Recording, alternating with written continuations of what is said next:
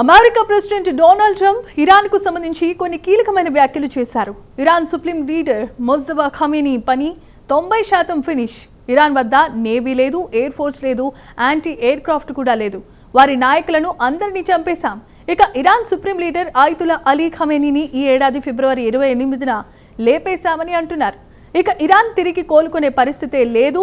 తమ యుద్ధ నష్టాలను పూడ్చుకోవటానికి హార్ముజ్ను తమ అదుపులోనికి తీసుకుంటామని, అక్కడి నుంచి రవాణా అయ్యే వాణిజ్య నౌకలకు రక్షణ కల్పించి వారి నుంచి 20% రుసుము తీసుకుంటామని అంటున్నారు.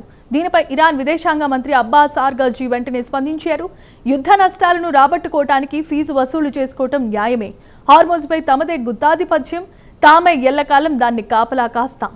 మరి 20% వసూలు చేయటం ఏం న్యాయం చెప్పండి అంటూ ట్రంప్కు ఆర్గాజీ చురుకలంటించారు. ప్రస్తుతం ఇరాన్ అమెరికాల యుద్ధం గురించి ప్రత్యేక కథనంలో మరింత సమాచారం తెలుసుకుందాం.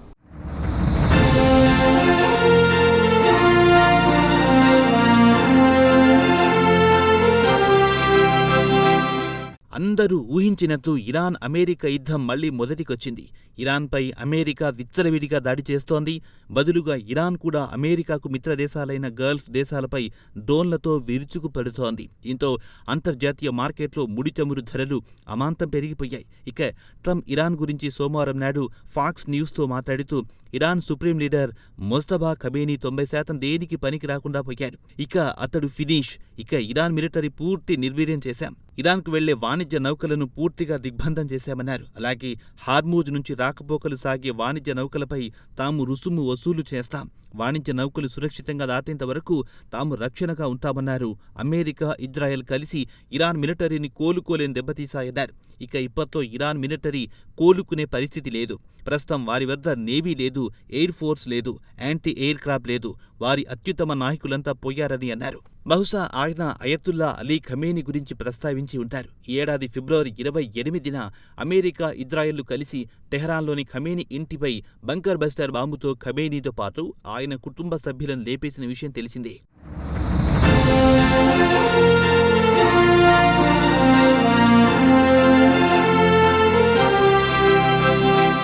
ఇక ఆయన కుమారుడు ప్రస్తుతం ఇరాన్ సుప్రీం లీడర్ ముజ్తబా ఖమేనీ కూడా ఈ ఏడాది ఫిబ్రవరిలో బాంబు దాడుల్లో తీవ్రంగా గాయపడ్డాడు. 90% అతడు తిరిగి కోలుకునే స్థితి లేడు. తండ్రి అంత్యక్రియలకు కూడా ఆయన హాజరు కాలేదు. ఇక అమెరికా గత శనివారం నుంచి తిరిగి ఇరాన్పై దాడులు మొదలెట్టింది. హార్ముజ్ జలసంధి ద్వారా ఇరాన్కు వెళ్లే వాణిజ్య నౌకలను పూర్తిగా నిలిపివేస్తున్నట్లు ట్రంప్ తెలిపారు. అలాగే హార్మూజ్ను మొత్తం తమ అదుపులోకి తీసుకుంటామని, అక్కడి నుంచి రవాణా అయ్యే వాణిజ్య నౌకలను 20% రుసుము వసూలు చేస్తామని ట్రంప్ సోషల్ మీడియా ట్రూత్లో ఒక పోస్టు పెట్టారు. హార్మూజ్ జలసంధికి తాము గార్డియన్గా ఉంటామన్నారు. హార్మూజ్ జలసంధి ఇక ఓపెన్ ఉంటుంది. అన్ని దేశాలకు చెందిన వాణిజ్య నౌకలకు తాము భద్రత కల్పిస్తాం. దీనికాను 20% ఫీజు వసూలు చేస్తామన్నారు ట్రంప్. ఇక ట్రంప్ ప్రతిపాదనను ఇరాన్ విదేశాంగ మంత్రి అబ్బాస్ ఆర్గాజీ తిరస్కరించారు. హార్మూజ్పై తమకే హక్కులున్నాయని, చారిత్రకంగా చూస్తే హార్మూజ్ తమ అదుపులోనే ఉందన్నారు. హార్మూజ్ జలసంధికి తామే ఎల్లప్పుడూ గార్డియన్ అని కూడా అన్నారు ఆర్గాజీ. 20% చాలా ఎక్కువ అని ఆర్గాజీ కూడా సోషల్ మీడియాలో పోస్టులో పెట్టారు.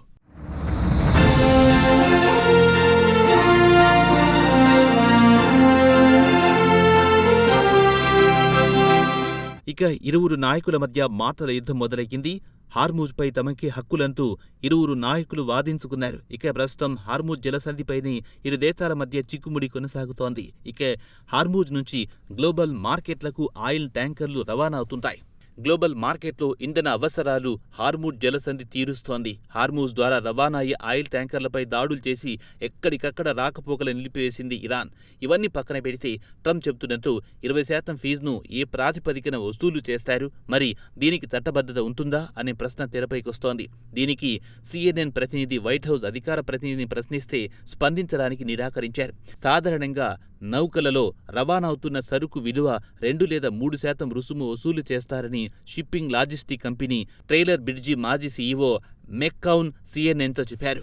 దీనిపై సుమారు 10 రెట్లు ఫీజు వసూలు చేస్తే షిప్పింగ్ కంపెనీలు భరించలేవని ఆయన అన్నారు. ఇక దీనిపై తుది నిర్ణయం తీసుకోవాల్సింది మాత్రం ఇన్సూరెన్స్ కంపెనీలే. ఎందుకంటే హార్మూజ్ నుంచి వాణిజ్య నౌకలపై సెక్యూరిటీ రిస్క్ ఎక్కువగా ఉంటే కంపెనీలు ఇన్సూరెన్స్ కూడా చేయవని ఆయన చెప్పారు.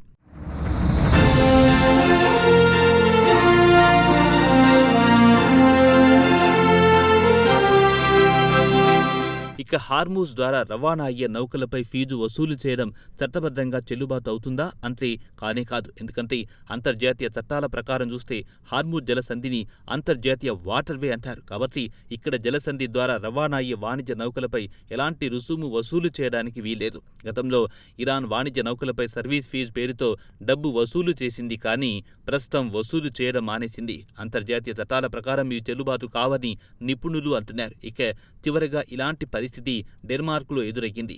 1400 సంవత్సరాల నుంచి 1800 సంవత్సరాల మధ్య కాలంలో ఒరేసుండ్ గుండా వెళ్లే విదేశీ నౌకలపై డెన్మార్క్ సుంకాలు విధించింది. అప్పుడు సరుకు విలువపై కూడా సుంకాలు విధించారు.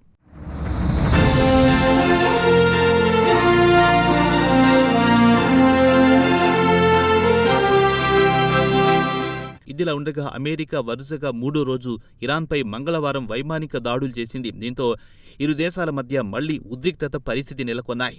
మరోపక్క ట్రంప్ టెహరాన్తో డీల్కు అవకాశాలున్నాయని చెప్పారు. సోమవారం రాత్రి ట్రంప్ మీడియాతో మాట్లాడుతూ ఇరాన్ను కోలుకోలేని దెబ్బతీశామన్నారు. ఇదిలా ఉండగా ఇరు దేశాల మధ్య ఉద్రిక్తతలు తారాస్థాయికి చేరుకోవడంతో అంతర్జాతీయ మార్కెట్లో ఆయిల్ ధరలు ఏకంగా 9% పెరిగిపోయాయి. ఇరాన్పై దాడులు యథావిధిగా కొనసాగుతాయని, హార్మూజ్ ద్వారా వెళ్లే వాణిజ్య నౌకలపై దాడులు చేస్తూ అమాయకులను ఇరాన్ చంపుతోందని అమెరికా మండిపడుతోంది. ఇదిలా ఉండగా హార్మూజ్ జలసంధి గుండా వెళ్తున్న యునైటెడ్ అరబ్ ఎమిరేట్స్కు చెందిన ఆయిల్ ట్యాంకర్స్ ముంబాసా, అల్ బహియాపై ఇరాన్ క్రూయిజ్ మిసైల్స్తో దాడి చేయడంతో ఓ ఇండియన్ నావికుడు దుర్మరణం పాలు కావడంతో పాటు మరో 6 భారతీయులు గాయపడ్డారు. దీంతో హార్మూజ్లో మరోమారు తీవ్ర ఉద్రిక్త పరిస్థితులు నెలకొన్నాయి. ఇదిలా ఉండగా ఢిల్లీలో ఇరాన్ దౌత్యవేత్తలను విదేశాంగ మంత్రిత్వ శాఖ పిలిపించుకుని తమ నిరసన తెలిపింది.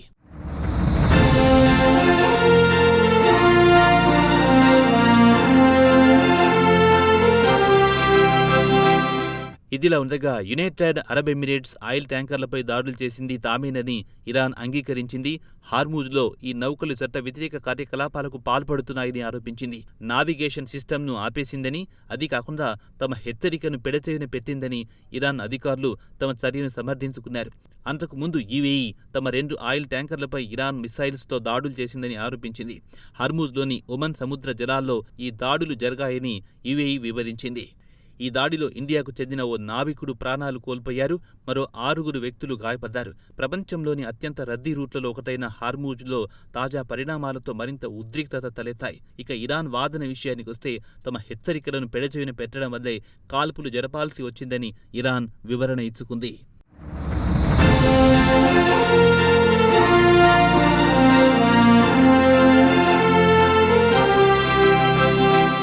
ఇక ఇరాన్ మాత్రం ఇరుగు పొరుగున ఉన్న దేశాలను అమెరికాకు సహకరించడం మానుకోవాలని కోరింది. మీరు అమెరికాకు సహకరిస్తే తిరిగి పశ్చాత్తాప పడాల్సి వస్తుందని హెచ్చరించింది. హార్మూజ్ తిరిగి ప్రారంభించడంలో తీవ్ర జాప్యం జరుగుతోందని, గ్లోబల్ మార్కెట్లో ఇంధన సంక్షోభం నెలకొంటుందని, దీనివల్ల ఎవరికి ఎలాంటి ప్రయోజనం ఉండదన్నారు. మొత్తానికి చూస్తే ఇరాన్ అమెరికాల మధ్య మరోమారు ఉద్రిక్తతలు తీవ్ర రూపం దాల్చే అవకాశాలు కనిపిస్తున్నాయి. గ్లోబల్ మార్కెట్లో ముడి చమురు ధర ఏకంగా 9% పెరిగి $85కు చేరింది. మరోమారు ఇంధన సంక్షోభం ఏర్పడే అవకాశాలు కొట్టి పారేలేమంటున్నారు మార్కెట్ అనలిస్టులు.